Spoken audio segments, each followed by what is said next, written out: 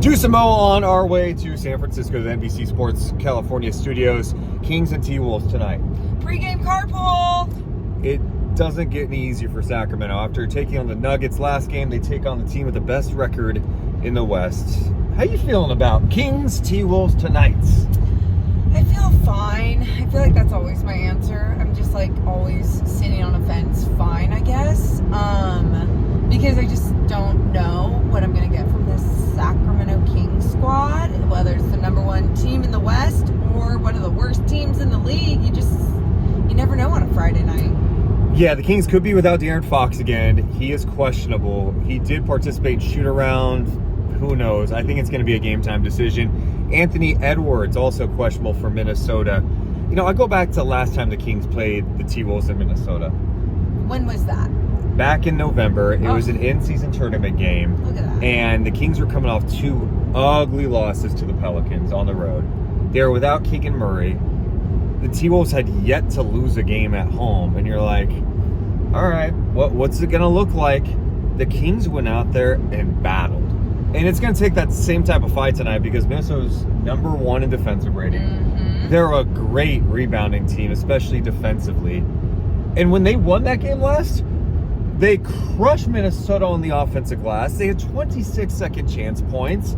They played a really good game. I forget what game it was against Minnesota, but it was when they went small ball 5 against Minnesota, and that's when they started seeing some success, right? Because it was more difficult to play Cat and Gobert together out there. And when you have both guys out there, it makes life a little bit more difficult even on the offensive end when you're trying to attack the rim. And I think for the Kings, when you have someone stretching the floor, it can make life a lot easier. Now, if De'Aaron Fox is not playing, then you don't have that same type of threat attacking the paint, right? So if you're the Kings and you look at what happened in this last loss, just against, who did they last play? Not Minnesota, Miami?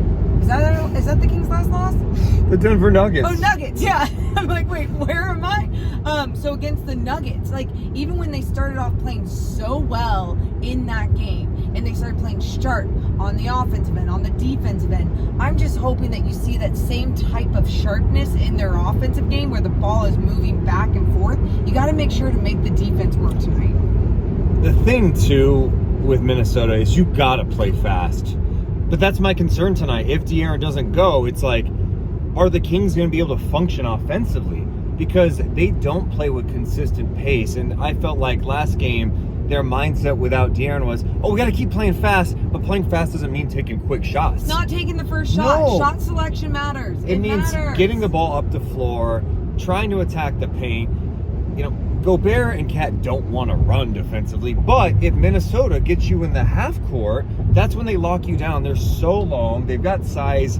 McDaniels is a problem. Even if Fox plays tonight, that could be a challenge too because he can defend De'Aaron Fox. He can defend De'Aaron Fox, and let's say De'Aaron Fox is a step slower if he does play because of that knee contusion. It's just not going to be good, right? McDaniels is such a great defender. The pressure he puts on the ball is just tremendous. But then, I mean, you just go down the line and you look at this team and why they're the number one defensive team. It's because of how they play together on a string, starting at the top with that pressure that they get from some of their guards, and then everyone else can pick up the slack. So yeah, it's going to be tough no matter what. But then you look at the Kings defensively and you go, okay, you have to make sure you're slowing down Mike Conley, Cat stretching the floor, being in the paint, Gobert being a lob threat, like all these different things.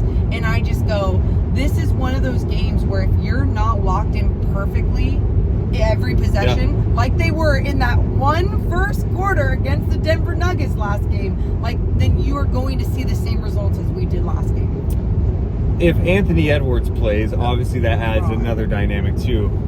You know, when they played in Minnesota, I keep referencing that game because the game in Sacramento, Minnesota held Sacramento under 100 points. They locked them up.